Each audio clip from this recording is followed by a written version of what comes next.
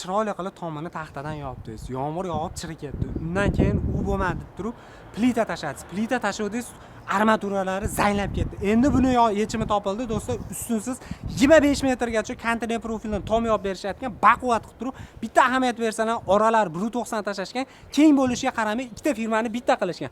Profilini qalinligiga keladigan bo'lsa 7 li chiroyli qilib berishgan.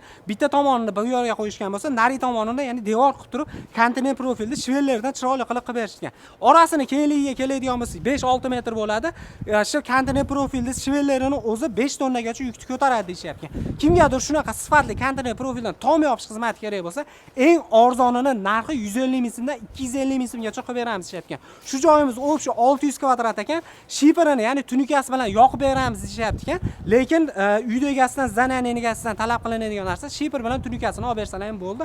210 ming so'mdan shu joyimizni qilib berishgan kvadrat metrda. Kimgadir shunaqa konteyner profildan tom yopish xizmati kerak bo'lsa, pastdagi nomerlarga aloqaga chiqaverasizlar.